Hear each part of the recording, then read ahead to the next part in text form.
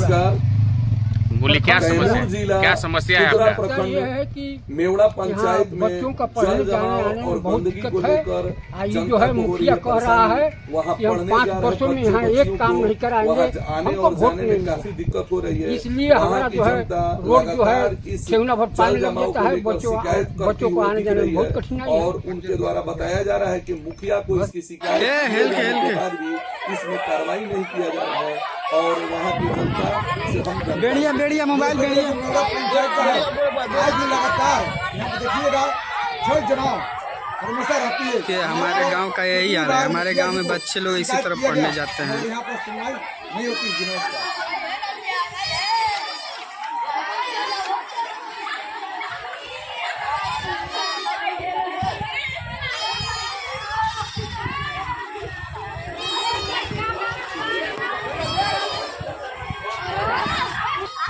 मेवड़ा गांव नहीं, मेवड़ा पंचायत है। इस मेवड़ा गांव के ही हाल है।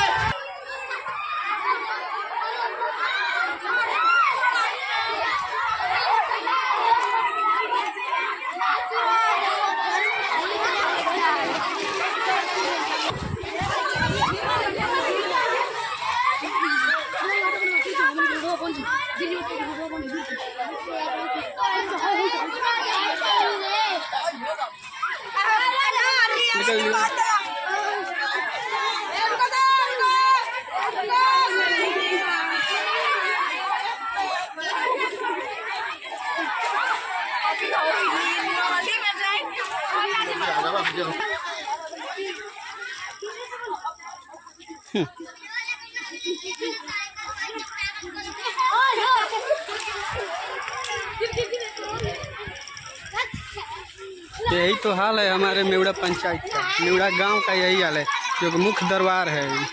इसी से बच्चे पढ़ने जाते हैं स्कूल में। ये हाल है।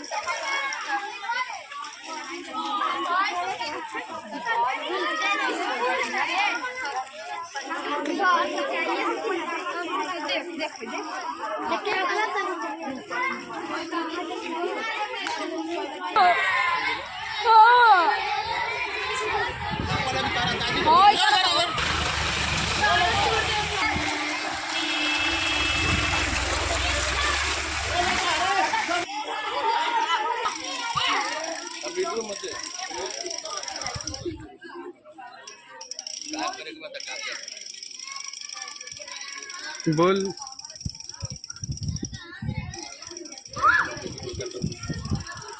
अंतर्गत कुतरा ब्लॉक के अंतर्गत मेवड़ा ग्राम पंचायत है, जो पंचायत मुख्यालय है। पंचायत मुख्यालय में सिर्फ एक विद्यालय है, जिस विद्यालय के बच्चों का स्थिति और इस रोड की स्थिति देखिए।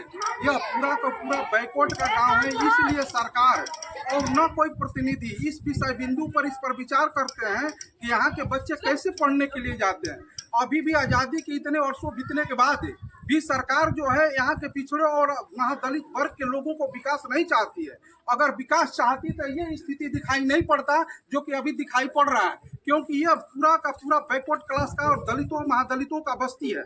इस बस्ती में न कोई जनप्रतिनिधि आते हैं और न समझे कोई पदाधिकारी आते हैं। अर्जी लेकर जाने के बाद में दत्तलखाने के डाबे में डाल दिया जाता है, उस पर कोई सुनवाई नहीं किया जाता है। लेकिन याद रहे, भारत का इतिहास है कि भारत में राजस्थान के अंतर्गत जो मेवाड़ का स्थान है, जहां से कि भारत का बदलाव शुरू होता है, वह समझिए कि बिहार में मेवड़ा से बदलाव शुरू होता है। और मेवड़ा के इतिहास के बारे में लोग जानते हैं कि मेवड़ा अगर चाहता है तो यहाँ से लेकर दिल्ली का पार्लियामेंट भी हिल जाता है। हालात ये था कि इससे पहले हमारे गांव में पुल नहीं था।